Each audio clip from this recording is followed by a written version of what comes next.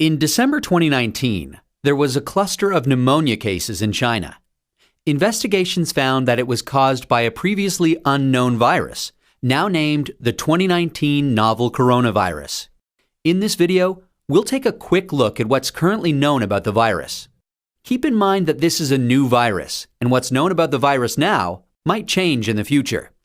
Coronaviruses are a large group of viruses. They consist of a core of genetic material surrounded by an envelope with protein spikes. This gives it the appearance of a crown. Crown in Latin is called corona, and that's how these viruses get their name. There are different types of coronaviruses that cause respiratory and sometimes gastrointestinal symptoms. Respiratory disease can range from the common cold to pneumonia, and in most people, the symptoms tend to be mild.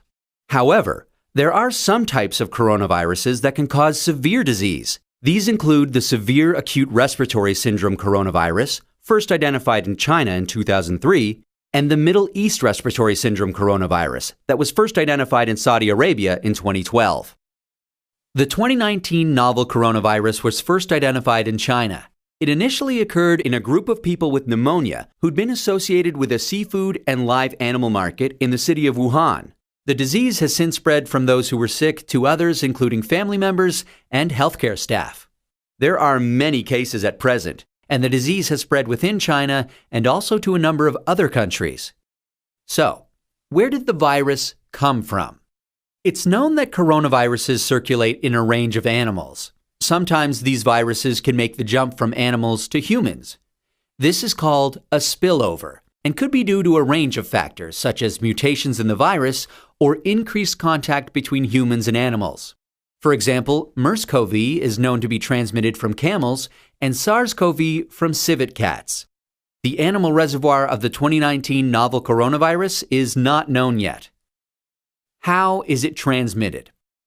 The exact dynamics of how the virus is transmitted is yet to be determined. In general, respiratory viruses are usually transmitted through droplets created when an infected person coughs or sneezes, or through something that has been contaminated with the virus. People most at risk of infection from the novel coronavirus are those in close contact with animals, such as live animal market workers, and those who are caring for people infected with the virus, such as family members or healthcare workers. So, how does the disease present? Well, from what is known so far, there can be a number of symptoms ranging from mild to severe. There can be fever and respiratory symptoms such as cough and shortness of breath. In more severe cases, there's been pneumonia, kidney failure, and death.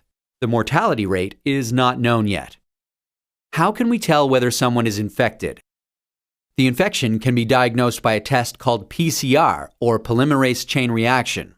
This test identifies the virus based on its genetic fingerprint. There's currently no specific medication for the virus, and treatment is supportive care. There's currently no vaccine to protect against the virus. Treatment and vaccines are in development.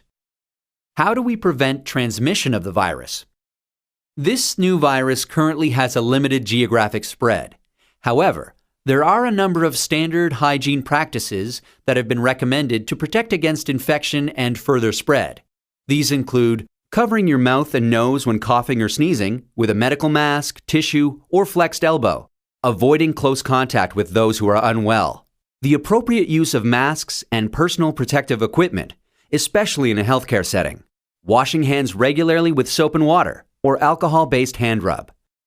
Actions that can be taken to prevent infection from an animal source include avoiding unnecessary unprotected contact with animals, washing hands after contact with animals or animal products, and ensuring that animal products are cooked thoroughly before they're consumed. It's important to stay home if you're feeling unwell, but if you have a fever, cough, and difficulty breathing, seek medical care early and share your previous travel history with your healthcare provider. That's a quick look at this emerging infectious disease.